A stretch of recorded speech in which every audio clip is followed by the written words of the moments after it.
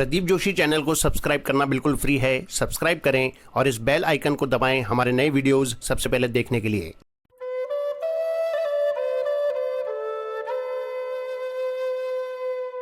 स्वामी राम सुखदास जी महाराज को शत शत नमन। आज का विषय है किसका पुनर्जन्म नहीं होता।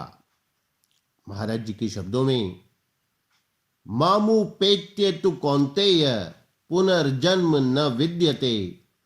ब्रह्मलोक तक जाने वाले सभी को पुनर्जन्म लेना पड़ता है, परंतु हे कौन्तेय, समग्र रूप से मेरी प्राप्ति होने पर पुनर्जन्म नहीं होता। अर्थात मेरे को प्राप्त होने पर फिर संसार में जन्म मरण के चक्कर में नहीं आना पड़ता। कारण कि मैं कालातीत हूं, अतः मेरे को प्राप्त होने पर वे भी कालातीत हो जाते हैं। यहाँ मामू पेत्य का अर्थ है कि मेरे दर्शन हो जाएं, मेरे स्वरूप का बोध हो जाए और मेरे में प्रवेश हो जाए। मेरे को प्राप्त होने पर पुनर्जन्म क्यों नहीं होता, अर्थात जीव लौटकर संसार में क्यों नहीं आता? क्योंकि जीव मेरा अंश है और मेरा परम धाम ही इसका वास्तविक घर है। ब्रह्मलोक आदि लोक इसका घर नहीं है, इसलिए इसको वहां से लौटना पड़ता है।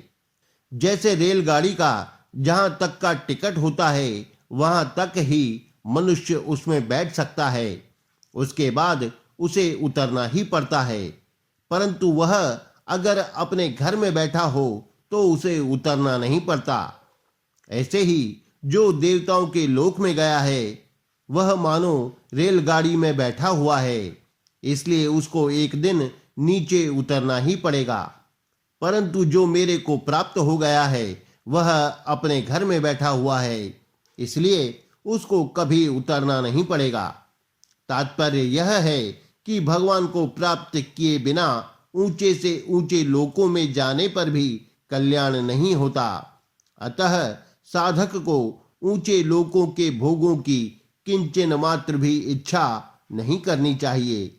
ब्रह्मलोक तक जाकर फिर पीछे लौटकर आने वाले अर्थात जन्म मरण रूप बंधन में पड़ने वाले पुरुष आसुरी संपत्ति वाले होते हैं, क्योंकि आसुरी संपत्ति से ही बंधन होता है। निबंधाया सुरी मता, इसलिए ब्रह्मलोक तक बंधन ही बंधन है। परंतु मेरे शरण होने वाले, मुझे प्राप्त होने वाले पुरुष दैवी संपत्ति वाले होते हैं। उनका फिर जन्म मरण नहीं होता, क्योंकि दैवी संपत्ति से मोक्ष होता है। दैवी संपद विमोक्षाय।